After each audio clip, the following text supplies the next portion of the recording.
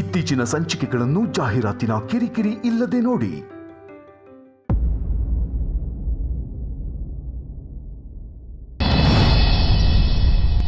ಏನ್ ಹೇಳ್ತಾ ಇದೀಯ ಪುಟ್ಟ?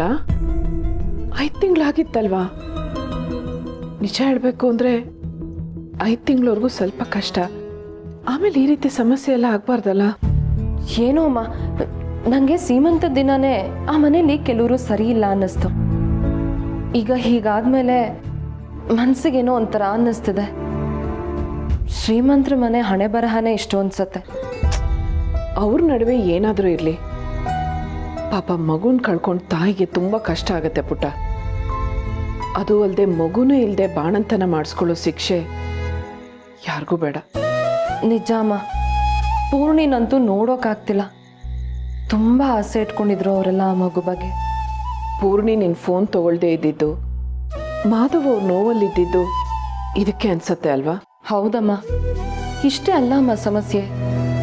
ಪೂರ್ಣಿ ಮಗು ತೀರ್ಕೊಂಡ್ಮೇಲೆ ಮಾಧವ್ ಸರ್ಗೂ ಅವ್ರ ಮಗಂಗೂ ದೊಡ್ಡ ಗಲಾಟೆ ಆಯ್ತಂತೆ. ಅದಾದ್ಮೇಲೆ ಮಾಧವ್ ಸರು ಆ ಮನೇಲಿ ಇಲ್ವಂತೆ.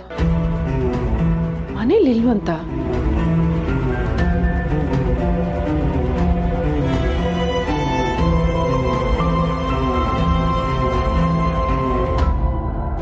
ಅದಕ್ಕೆ ಅನ್ಸತ್ತೆ ಮಾಧವ್ ಅವರು ದೇವಸ್ಥಾನದಲ್ಲಿ ಅಷ್ಟೊಂದು ಬೇಜಾರಲ್ಲಿದ್ದಿದ್ದು. ನಾನು ಬೇರೆ ವಿಷಯನೇ ಗೊತ್ತಿಲ್ಲದೆ ಏನೇನೋ ಸಮಾಧಾನ ಹೇಳಿ ಬಂದೆ. ನಾನು ಬಾಯ್ ಬಿಟ್ಟು ಏನಾಯ್ತು ಅಂತ ಕೇಳಬೇಕಾಗಿತ್ತು. ಅವ್ರ ಮನಸ್ಸು ಹಗುರ ಆಗ್ತಿತ್ತೋ ಏನೋ. ಹೋಗ್ಲಿ ಬಿಡಿ ಅಮ್ಮ, ಹೇಳ್ಕೊಳ್ಳೋ ಮನಸ್ಸು ಅವ್ರಿಗೂ ಇರ್ಲಿಲ್ಲ ಅನ್ಸತ್ತಾಗ. ನೀವ್ಯಾಕೆ ನಿಮ್ಮ ಮೇಲೆ ಬೇಜಾರು ಮಾಡ್ಕೋತೀರಾ? ಹಾಗಲ್ಲ ಪುಟ್ಟ, ಅವರು ಸರಿಯಾಗಿ ತಿಂದಿರ್ಲಿಲ್ಲ ಅನ್ಸತ್ತೆ, ಅದಕ್ಕೆ ತಲೆ ಸುತ್ತ ಬಂದಿದ್ದು. ಈಗ ಎಲ್ಲಿದಾರೋ ಏನೋ. ಅಮ್ಮ, ನಿಮ್ಮ ಮನಸ್ಸಲ್ಲಿರೋ ಪ್ರಶ್ನೆಗಳೇ ನನ್ನೂ ಕಾಡ್ತಾ ಇದೆ. ಆದರೆ ಈ ಪ್ರಶ್ನೆಗಳಿಗೆ ಉತ್ತರ ಹುಡ್ಕೋಕೆ ನನ್ನ ಹತ್ರ ಒಂದು ದಾರಿ ಇದೆ.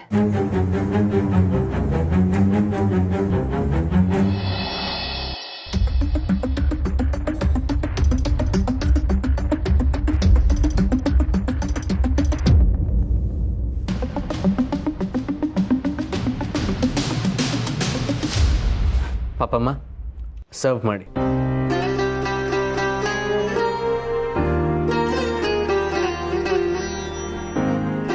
ಹೊಸ ಪ್ರಾಜೆಕ್ಟ್ನ ನಾನೇ ನೋಡ್ತೀನಿ ಬ್ರೋ. ಸಮರ್ಥರ ಇರ್ರೆಸ್ಪಾನ್ಸಿಬಲ್ ಎಂಪ್ಲಾಯೀಸಿಗೆ ಕೊಟ್ಟರೆ ಸುಮ್ಮನೆ ಪ್ರಾಬ್ಲಮ್.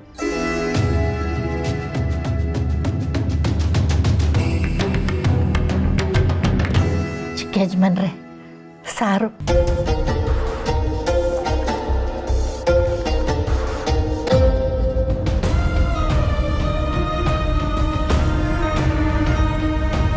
ಅವಿ, ಆರ್ ಯು ಓಕೆ?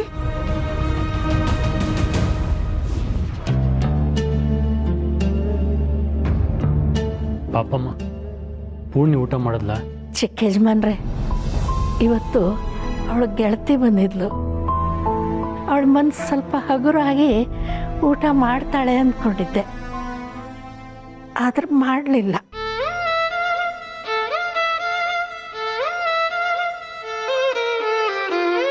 ಅಯ್ಯ ಇದ್ದಿದ್ರೆ ಊಟ ಮಾಡಿಸೋರು.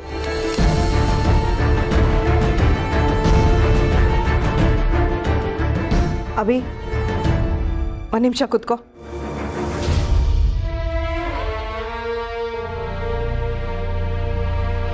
ಕೂತ್ಕೋ. ಪೂರ್ಣಿ ಊಟ ಮಾಡಬೇಕು ಅಷ್ಟೇ ತಾನೆ. ಅವಳಿಗೆ ಊಟ ಮಾಡಿಸೋ ಜವಾಬ್ದಾರಿ ನಂದು. ಈ ಚಿಕ್ಕಮ್ಮನ ಮೇಲೆ ನಿನಗೆ ನಂಬಿಕೆ ಅಲ್ವಾ? ನನ್ನ ಮೇಲೆ ನಂಬಿಕೆ ಇದ್ದರೆ ನೀನು ಊಟ ಮಾಡು, ಅವಳಿಗೆ ನಾನು ಊಟ ಮಾಡಿಸ್ತೀನಿ.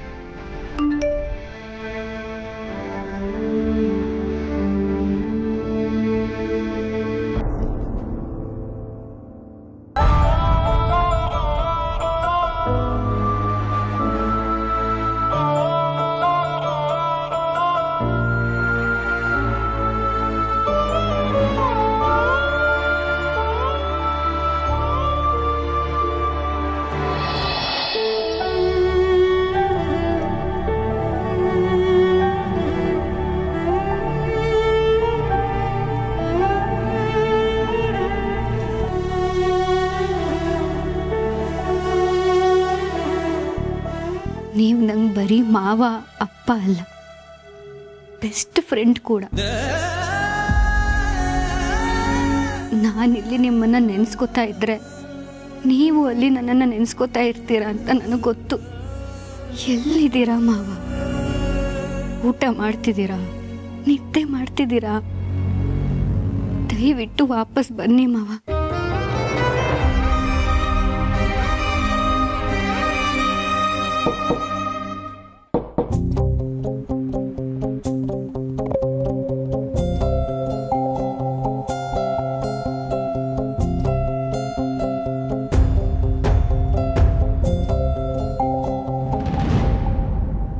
ಅತ್ತೆ ಪ್ಲೀಸ್ ಒತ್ತಾಯ ಮಾಡಬೇಡಿ, ನಂಗೆ ಊಟ ಬೇಡ. ನೀನು ಭಾವನ್ನ ನೆನೆಸ್ಕೊಳ್ತಿದ್ಯಾ ಅನ್ನೋದು ನಂಗೆ ಗೊತ್ತು. ಅವರೇನಾದರೂ ಮನೇಲಿದ್ದಿದ್ರೆ ನಿನ್ಗೆ ಹೀಗೆ ಖಾಲಿ ಹೊಟ್ಟೆಲಿರೋದಕ್ಕೆ ಬಿಡ್ತಿದ್ರ? ಇಲ್ವಲ್ಲ. ಅವ್ರ ನಂತರ ಈ ಮನೇಲಿ ದೊಡ್ಡವಳು ಅಂತ ಇರೋದು ನಾನು. ಆ ಜವಾಬ್ದಾರಿನ ನಾನೇ ಹೊತ್ಕೊಳ್ಬೇಕಲ್ವಾ?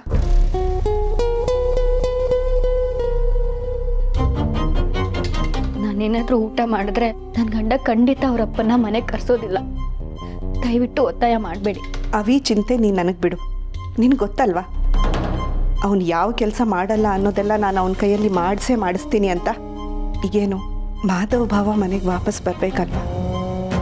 ಅವರನ್ನು ನಾನು ಹೋಗಿ ಕರ್ಕೊಂಡು ಬರ್ತೀನಿ, ಓಕೆನಾ? ನಿಜವಾಗ್ಲೂ? ಹೌದು. ಆದರೆ ನೀನು ಹಠ ಮಾಡದೆ ಊಟ ಮಾಡಬೇಕು. ತಗೋ.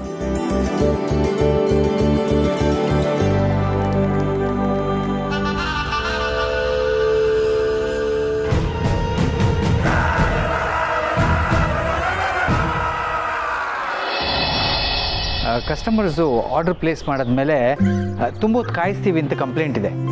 ನಾವು ಕಸ್ಟಮರ್ಸ್ಗೆ ಕಾದರೆ ಪರವಾಗಿಲ್ಲ, ಆದರೆ ಕಸ್ಟಮರ್ಸ್ನ ಜಾಸ್ತಿ ಹೊತ್ತು ಕಾಯಿಸ್ಬಾರ್ದು. ಓಕೆ ಸರ್,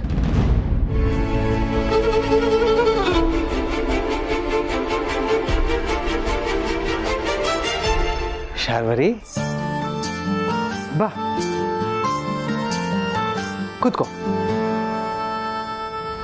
ನೀವೇನು ಭಾವ, ನಿಮ್ಮ ಫ್ರೆಂಡ್ ಮನೇಲಿ ಇರ್ತೀನಿ ಅಂತ ಅಂದ್ಕೊಂಡ್ರೆ ನೀವು ಕೆಫೆಲಿದ್ದೀರಾ? ಈ ಕೆಫೆ ನನ್ನ ಮನೆ ಇದ್ದಾಗೆ ಶಾರ್ವರಿ. ಏನೋ ಭಾವ, ನೀವು ಯಾವತ್ತೂ ಇಷ್ಟು ಡಲ್ಲಾಗಿರೋದು ನಾನು ನೋಡಿರಲಿಲ್ಲ. ನನಗೇನಾಗಿದೆ, ನಾನು ಆರಾಮಾಗೇ ಇದ್ದೀನಿ. ನೀವು ಹಾಗೆ ಹೇಳ್ತೀರಾ ಭಾವ, ಆದರೆ ನಿಮ್ಮ ನೋವು ನನಗೆ ಅರ್ಥ ಆಗುತ್ತೆ. ಇನ್ಫ್ಯಾಕ್ಟ್ ನಮ್ಮ ಮನೇಲಿ ಎಲ್ಲರೂ ನಿಮ್ಮನ್ನು ಮಿಸ್ ಮಾಡ್ಕೊಳ್ತಾ ಇದ್ದೀವಿ. ಪೂರ್ಣಿ ಹೇಗಿದ್ದಾಳೆ? ಎಲ್ಲರೂ ಚೆನ್ನಾಗಿದ್ದಾರೆ ಭಾವ. ನಿಮ್ಮನ್ನು ನೆನಪು ಮಾಡ್ಕೊಳ್ತೀವಿ ಅಂತ ಅನ್ನೋದನ್ನು ಬಿಟ್ಟರೆ ಎಲ್ಲರೂ ಆರಾಮಾಗೇ ಇದ್ದಾರೆ. ಇನ್ನೂ ಅವಿ ಅಂತೂ ಗೊತ್ತಲ್ವಾ, ನೀವಿಲ್ಲ ಅಂದರೆ ಆರಾಮಾಗೇ ಇರ್ತಾನೆ.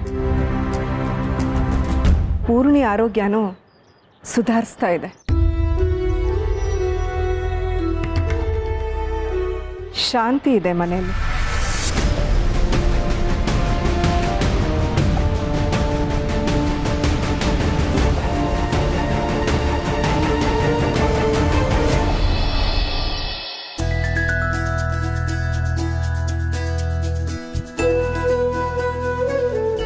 Good morning. ನನ್ನ ಜಾಣ ಮರಿ ಅಲ್ವಾ ನೀನು? ಹೇಳೋ. Please boss. ಏನು ಪ್ಲೀಸ್ ಬಾಸು? ಹಸ್ವಾಗಿಲ್ವಾ ನಿಂಗಿನ್ನು? ಇಲ್ಲ. ಮೂಡ್ ಸರಿ ಹೋಗಿಲ್ವಾ? ಇನ್ನು ಆಫೀಸ್ ಬಗ್ಗೆನೇ ಯೋಚನೆ ಮಾಡ್ತಿದ್ಯಾ? ಬೆಳಗ್ಗೆ ಕಾಗೆ ಹಾರಿಸ್ಬೇಡ ಬಾಸು. ಕಾಗೆ ಹಾರಿಸೋದಲ್ಲ ನಿನ್ನ ಕೆಲಸ. ನಿನಗೋಸ್ಕರ ಮಂಗಳೂರು ಬನ್ಸು, ಗುಲಾಬ್ ಜಾಮೂನು, ಬಿಸಿ ಬಿಸಿ ಕಾಫಿ ತಂದಿದ್ದೀನಿ ನೋಡು.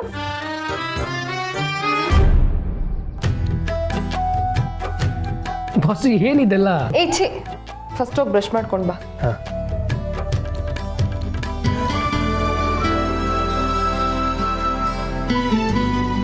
ಏನು ಬಾಸು ಸ್ಪೆಷಲ್? ನಮ್ಮ ಯಜಮಾನ್ರು ನೆನ್ನೆ ಮೂಡ್ ಆಫ್ ಅಂತಿದ್ರಲ್ಲ, ಅಮ್ಮಂಗೆ ಹೇಳ್ದೆ, ಅದಕ್ಕೆ ಈ ಸೇವೆ. ನೀನು ಚಿಕ್ಕೋನಿದ್ದಾಗ ಬೇಜಾರಾದಾಗೆಲ್ಲ ಅಮ್ಮ ನಿನಗೋಸ್ಕರ ಮಂಗಳೂರು ಬನ್ಸ್ ಮಾಡ್ಕೊಡ್ತಿದ್ರಂತಲ್ಲ, ನೀನಾಗ ಬೇಜಾರೆಲ್ಲ ಮರೆತು ಖುಷಿಯಾಗಿ ತಿಂತಿದ್ಯಂತೆ. ಅದಕ್ಕೆ ನಾನು ಅಮ್ಮ ಬೇಗ ಎದ್ದು ನಿನಗೋಸ್ಕರ ಇದನ್ನೆಲ್ಲ ಮಾಡಿದ್ವಿ.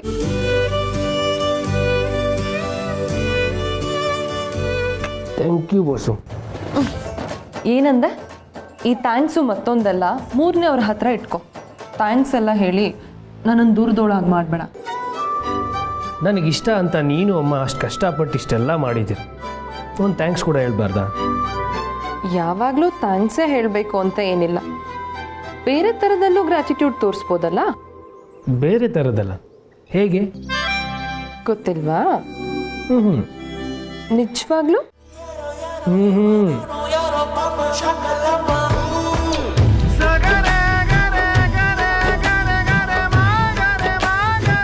ಬಾಸು, ಇದು ನೀನೇನಾ? ಡವ್ ಮಾಡಬೇಡ, ಹೇಗಿತ್ತು ಅಂತ ಫೀಡ್ಬ್ಯಾಕ್ ಕೊಡು. ಚೆನ್ನಾಗಿತ್ತು, ಇನ್ನೂ ಒಂದು ಕೊಟ್ಟಿದ್ರೆ ಚೆನ್ನಾಗಿರ್ತಿತ್ತೇನೋ. ಈ ಗೂಬೆ, ನಾನು ಹೇಳಿದ್ದು ತಿಂಡಿ ಹೇಗಿತ್ತು ಅಂತ ಫೀಡ್ಬ್ಯಾಕ್ ಕೊಡು ಅಂತ. ಸಾಥಿ ಜೊತೆಗಾತಿ ಇದು ತಾಜಾ ಮಾಹಿತಿ, ಆದೆ ನೀನಾದೆ ನನ್ನಾಡೋ ಸಾರಥಿ. ಸಂತ ಗುಣವಂತ ನಾನೆಂದು ನಿನ್ನೋಳು, ಸ್ವಂತ ನಿನಗಂತ ಭೂಮಿಗೆ ಬಂದೋಳು. ಹೀಗೆ ನಿಮ್ಮ ಎರಡೂ ಕೈಯನ್ನು ಮುಂದೆ ಹಿಂದೆ ಮಾಡೋದ್ರಿಂದ ನಿಮ್ಮ ಸ್ನಾಯು ನೋವೆಲ್ಲ ವಾಸಿಯಾಗುತ್ತೆ.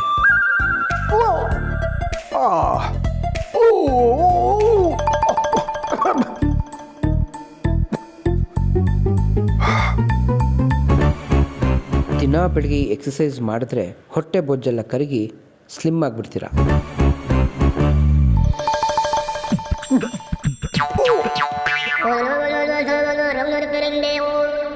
ಈಗ ಹೀಗೆ ನಿಮ್ಮ ಎರಡೂ ಕೈಯನ್ನು ಮೇಲಕ್ಕೆತ್ತಿ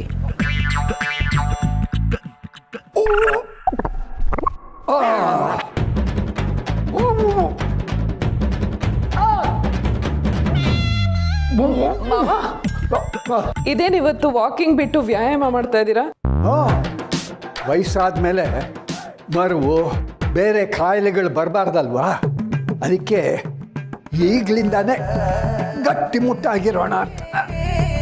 ನೀವು ಗಟ್ಮುಟ್ಟಾಗೆ ಇದ್ದೀರಲ್ಲ ಮಾವ, ಈ ರೀತಿ ವ್ಯಾಯಾಮ ಎಲ್ಲ ಮಾಡಿ ಯಾಕೆ ಸುಸ್ತು ಮಾಡ್ಕೋತೀರಾ? ತುಳಸಿ, ಇದೆಲ್ಲ ನಿನಗೆ ಗೊತ್ತಾಗೋದಿಲ್ಲ. ನೀ ಸುಮ್ಮನೆ ಡಿಸ್ಟರ್ಬ್ ಮಾಡಬೇಡ ನನ್ನ. ಅಯ್ಯೋ, ಕೈ ಮೇಲಕ್ಕೆ ಮಾಡು ಅಂದರು, ಆಮೇಲೆ ಕೆಳಗೆ ಮಾಡು ಅಂತ ಹೇಳಿದ್ರು ಇಲ್ವೋ ಗೊತ್ತಾಗ್ಲಿಲ್ವೇ?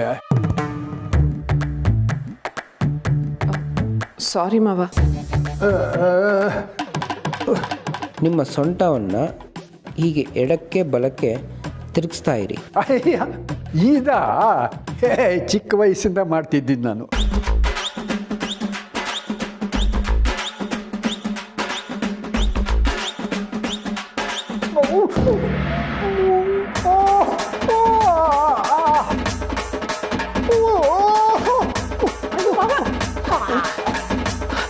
ಮಾವ ಏನಾಯ್ತು ಮಾವ? ಅವನು ತಿರುಗಿಸಿ ಅಂತಂದ, ತಿರುಗಿಸ್ದೆ.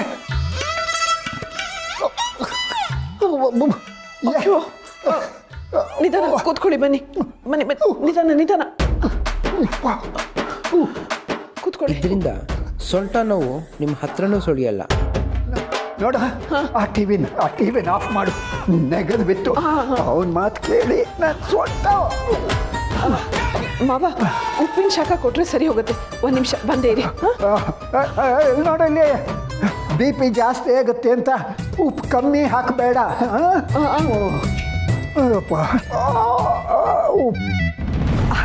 ಅಯ್ಯೋ ಬಾಬಾ, ನನ್ನ ಮಾತಿನ ಅರ್ಥ ನೀವು ಮನೇಲಿ ಇಲ್ಲ ಅಂದರೆ ನಾವೆಲ್ಲ ನೆಮ್ಮದಿಯಿಂದ ಇದ್ದೀವಿ ಅಂತಲ್ಲ. ದಯವಿಟ್ಟು ತಪ್ಪು ತಿಳ್ಕೊಬೇಡಿ. ತಪ್ಪು ತಿಳ್ಕೊಳಕ್ಕೆ ಏನಿದೆ ಶಾರ್ವರಿ? ನಾನಿದ್ರೂ ಇಲ್ದಿದ್ರೂ ಆ ಮನೇಲಿ ನೆಮ್ಮದಿ ಇರೋದು ಮುಖ್ಯ ನನಗೆ. ನಾನು ಆ ಮನೆಯಿಂದ ಆಚೆ ಬಂದಿದ್ದೆ ಶಾಂತಿ ಇರಲಿ ಅಂತ. ಅದಾಗಿದ್ದರೆ ಖುಷಿ ಆಗಬೇಕಲ್ಲ. ನನಗೂ ಖುಷಿ ಆಗ್ತಾ ಇದೆ ನಿನ್ನ ಮಾತು ಕೇಳಿ. ಆದರೂ ಬಾಬಾ, ನಿಮ್ಮ ಮುಖದಲ್ಲಿ ನೋವು ಕಾಣ್ತಾ ಇದೆ. ನಿಮ್ಮನ್ನೆಲ್ಲ ಮಿಸ್ ಮಾಡ್ಕೊಳ್ತಾ ಇದ್ದೀನಲ್ಲ, ಅದಕ್ಕೆ ಸ್ವಲ್ಪ ಬೇಜಾರು ಅಷ್ಟೇ. ಆ ಮನೆ ಯಾವಾಗಲೂ ನಿಮ್ಮದೇ ಭಾವ.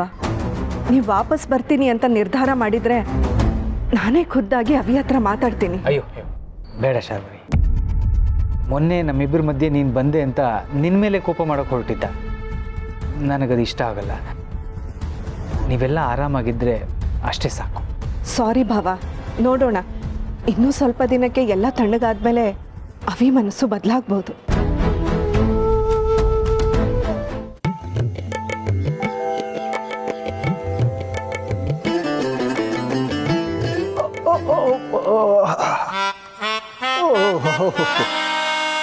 ಏನಾಯ್ತಾತ?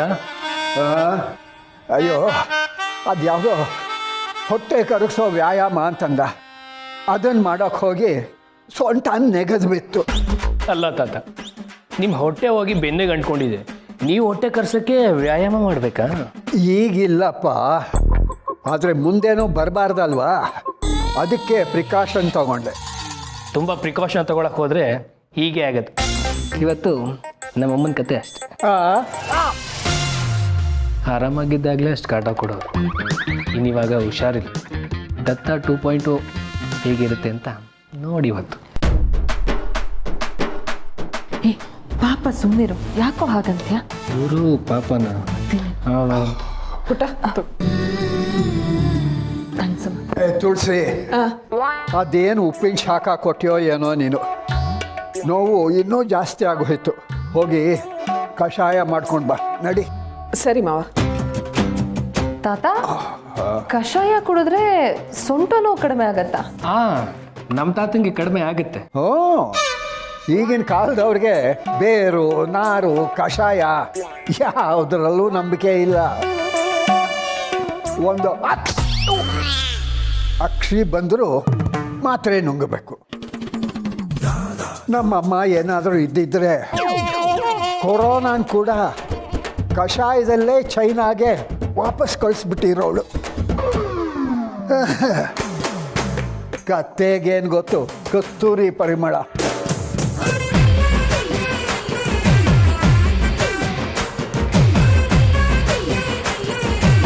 ತುಳಸಿ, ನಾನು ಫೋನ್ ತಗೊಂಡು ಬಾ. ಸರಿ ಮಾವ. ಶೇಷುಗೆ ಇವತ್ತು ಸಾಯಂಕಾಲ ವಾಕಿಂಗ್ ಬರೋಕ್ಕಾಗೋಲ್ಲಪ್ಪ ನನಗೆ ಅಂತ ಹೇಳಿಬಿಡ್ಬೇಕು. ತಗೊಳ್ಳಿ. ಕಷಾಯ ಏನು ಈ ಉಗಾದಿ ಒಳಗೆ ಬರುತ್ತೋ? ಇಟ್ಟಿದ್ದೀನಿ ಮಾವ, ಚೆನ್ನಾಗಿ ಕುದಿಬೇಕು. ಕುದೀಲಿ ಕುದೀಲಿ.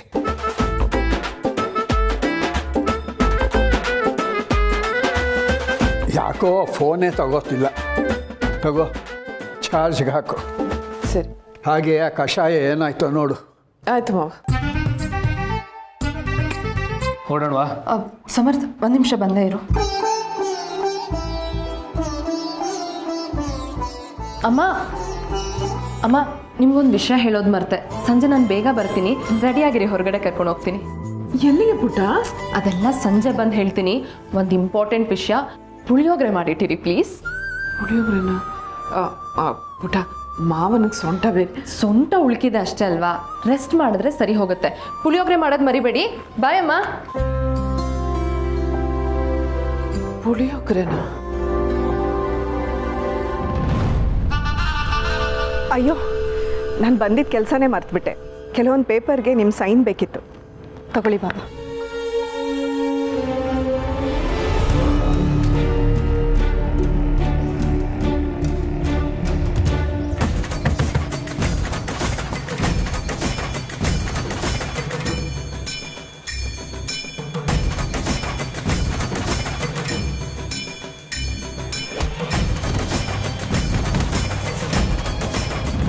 ಸರಿ ಬಾಬಾ, ನಿಮ್ಮ ಆರೋಗ್ಯದ ಕಡೆಗೆ ಗಮನ ಕೊಡಿ. ನಾನಿನ್ನು ಬರ್ತೀನಿ.